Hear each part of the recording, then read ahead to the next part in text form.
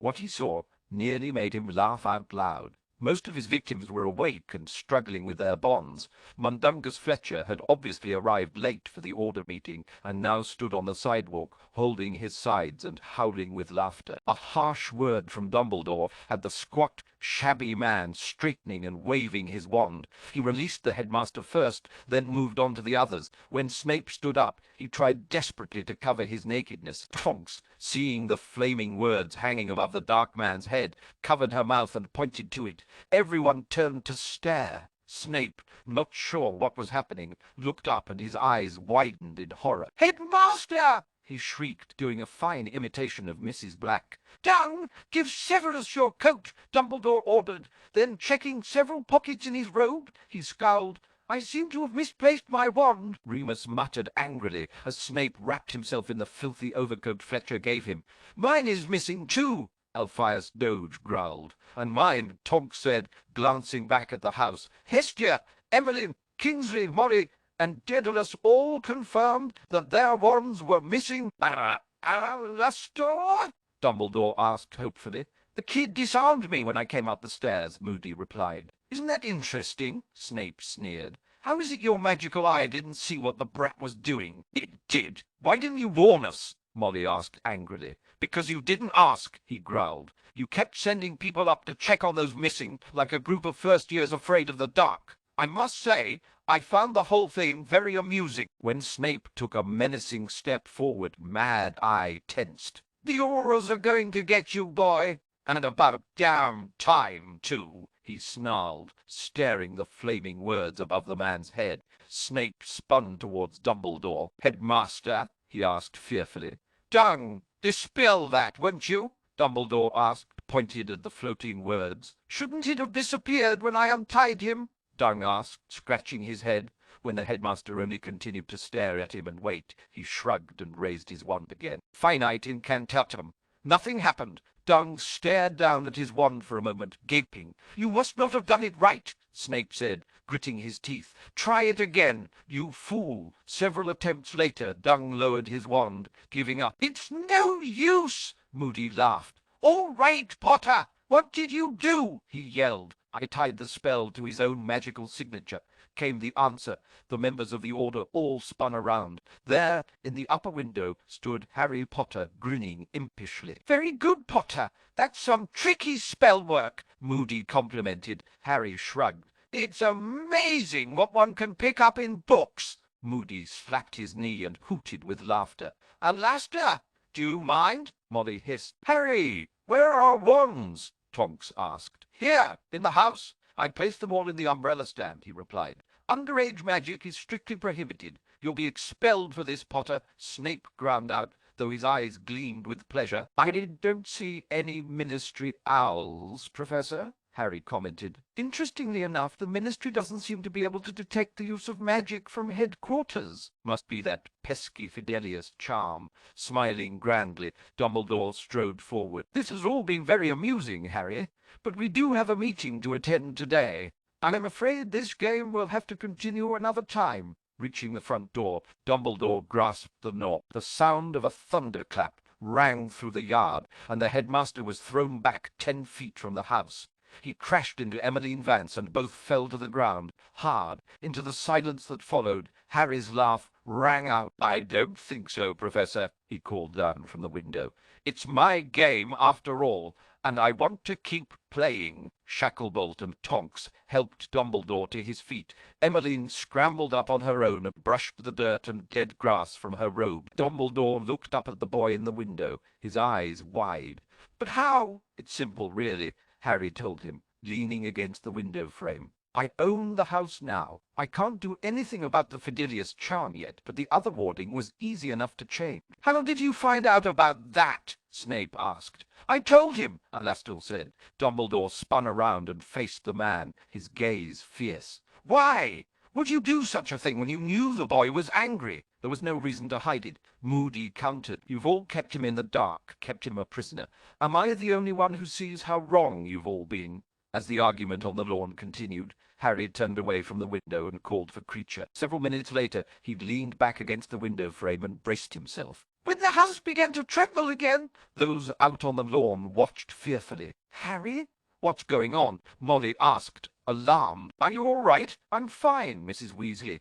"Oh, and by the way, here are your wands," he called back. Then, one by one, he snapped them and tossed them out the window until there was only one left in his hand. Several order members cried out and rushed forward, but there was nothing they could do. Rolling a piece of parchment into a tube, he then slid it over the last wand and gently levitated it out the window. Floating it down to Mad Eye, he lowered it enough that the man could reach out and pluck it from the air. Sliding the parchment off his wand, Moody unrolled it and read the note quickly. "Mr. Moody, you've been truthful with me, and I owe you a great deal for the information you've given me. I may take you up on your offer of help in the coming days. I think I'm going to need it. The wards on the house have been reset, and you are allowed to enter.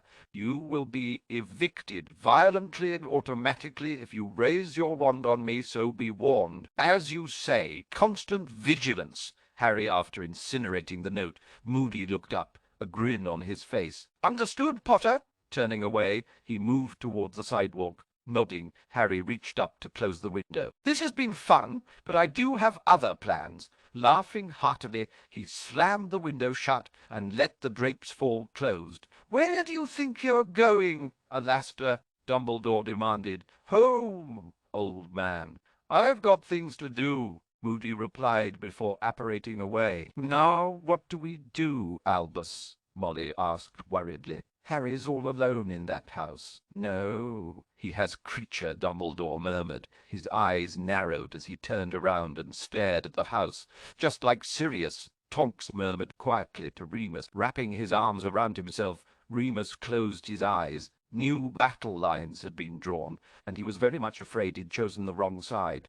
Entering his bedroom, Harry spotted the tray Remus had brought up earlier and realized how hungry he was. Sitting down at the desk, he grabbed a sandwich and began to eat. When he finished, he filled a cup with lukewarm tea and sipped thoughtfully as he glanced down at the homework still spread across his desk. Putting his cup down, he stacked his homework to one side, then reached into his pocket and pulled out the small notebook Remus had returned to him. Flipping through it quickly, he found where he'd left off and reached for his quill. If he was going to keep a record, he figured he might as well update the thing to include the events of the last few days. Ollivander's Diagon Alley, later that afternoon. At Snape's urgings, Dung had managed to transfigure his overcoat into something that resembled a robe. It also managed to blur the fiery sign over Snape's head and the tattoo. It was still there, but at least no one could read it. Opening the door, Dumbledore led the way into the darkened shop. Mr. Ollivander's head popped up from behind the counter, and his moon-like eyes widened at seeing how many people had entered. "Albus, Mr. Ollivander breathed. "What has happened to bring you and your group to my shop?" Gabriel Dumbledore said with a nod. "I'm afraid we've run into a spot of trouble." Gabriel Ollivander's eyes narrowed as he scanned the group. His gaze stopped on Snape, and his lips twitched. "Nice sign work," he commented. Turning back to Dumbledore, he smirked. "I see you've had a run-in with Mr. Potter." "How did you know?" Molly exclaimed. Snape's jaw tightened. Tonks, standing next to him, shuddered. She could hear his teeth grinding. "That brat has snapped our wands," Snape snarled. Severus Snape's eyes snapped to Dumbledore's, then down at his feet. Turning away from his potion master, Dumbledore smiled at Ollivander. "It was simply a game that got out of hand," he explained.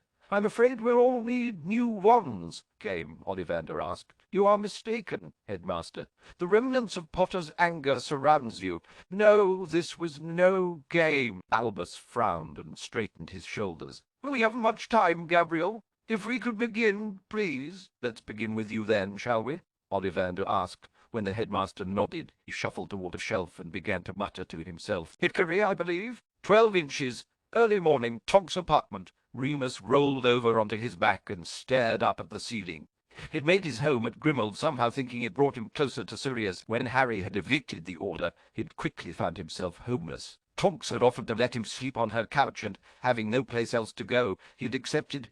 They'd both decided to call it an early night, but Remus was unable to sleep. He'd been shifting around on the uncomfortable sofa for several hours as thoughts of Harry careened through his mind.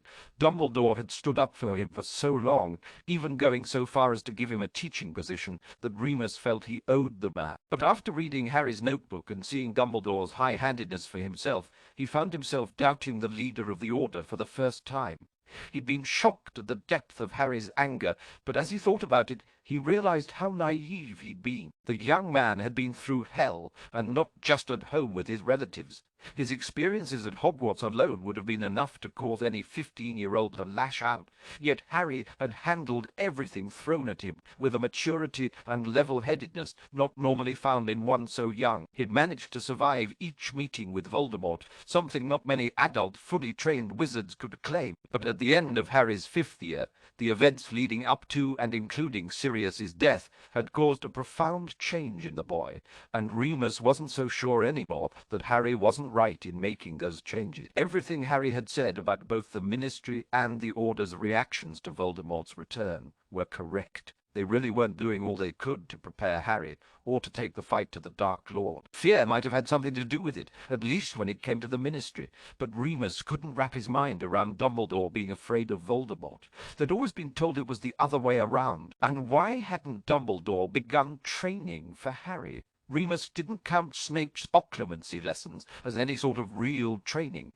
If what Harry said was correct, the man only made things worse, and may have been one of the reasons Sirius was now dead. Remus closed his eyes tightly at the thought of Sirius. He would be more than disappointed if he knew that Remus had sided with Dumbledore over his godson. He didn't want to think about what James and Lily would have said. When the bedroom door opened and Tonks walked into the living room, Remus realized he hadn't noticed the steady lightening of the sky through the window. Frowning, he sat up tiredly, startling Tonks. "Damn, Remus! I forgot you were here!" she exclaimed, clutching a hand to her heart. "Sorry! I didn't mean to startle you." She waved his apology away and looked at him carefully. "You look like shit. Didn't you sleep?" Shaking his head, he ran a hand through his graying hair. "No, I couldn't stop thinking about Harry." "Don't worry. Dumbledore will figure out how to get him out of headquarters. I still can't believe he snapped our wands. I know he had it rough at home, but that's no reason to take it out on us. We've done everything to help him, and he's treating us like we're the enemy," she groused as she walked into the kitchen. With a few flicks of her wand, she had tea ready. "I think we might be," Remus told her quietly. "What?" "Remus, you can't be serious," she said, coming out of the kitchen with 2 cups of tea. "What have we done that's so terrible?" She handed him one of the cups and sat down next to him on the couch. He sipped his tea, then looked at her. He didn't want to come to headquarters. Why would he? Most of his memories of that place are tied up with Sirius. His godfather has been dead for a few short weeks. Why would he want to be reminded of that? "I loved him too, Remus," she said sadly. "But you don't see me throwing a fit and hurting the people trying to help me." "No one forced you to go to headquarters against your will, either. How many people asked how you were doing after Sirius died? How many people have checked on your well-being in the last few weeks? No one bothered to do that with Harry. Dumbledore insisted he needed to be left alone to grieve." "Everyone grieves differently," she explained. "Yes, but if Harry had been allowed visitors, we would have known about his situation at home much sooner. Haven't you ever wondered why Dumbledore insisted that no one speak to Harry? Not just this year, but every year since he started Hogwarts." "Not really. I assumed he had his reasons," she said, shrugging. Remus closed his eyes and shook his head. "Now I understand what Harry meant. What are you talking about?" "Never mind," he said, standing up. He put his cup down on the table next to the couch and stared down at her. "Thank you for the use of the couch, Tonks. You're leaving?" she asked, puzzled. "Don't you want a shower or something?" "No, I need to leave," he said, walking to the front door and opening it. "Will I see you tonight?" He turned to face her. "I don't think so. I'll find somewhere else to stay. Goodbye, Tonks." Walking out, he closed the door softly behind him and made his way to the nearest apparition point. Tonks frowned at the closed door. Unsure of what she'd said to chase him off, she went back through the conversation in her mind. Unable to figure it out, she sat back on the couch and took a sip of tea. She wasn't sure when she'd fallen in love with Remus. It had been so gradual, she almost hadn't noticed it. She had invited him to stay with her in the hopes that she'd be able to make him see that she wasn't just a girl with a crush, but a woman who understood what real love was. Sitting forward, she put her cup on the coffee table and all but growled. The situation with Harry had ruined her plans, and she wasn't pleased. Standing, she walked towards the bedroom. The Order was going to meet today to discuss the situation. Perhaps Dumbledore would come up with a solution. Author's note: if your fingers are itching to hit the review button to tell me all the things I screwed up in canon, bite me. If you've ever read any of our stories, you know better than that. Did I screw with canon? Yep, and very happily. Why? Because it suited my perverse sense of humor. See, I like to imagine all those canon freaks out there frothing at the mouth, ready to point out every instance where I got it wrong, only to keel over onto the floor, throwing a tantrum to rival a 4-year-old, when I nod calmly and say, "Yep, and I did it on purpose. So Nina, boo, boo! You know the drill, boys and girls, ladies and gentlemen, perverts and prudes. Review or no cookies for you."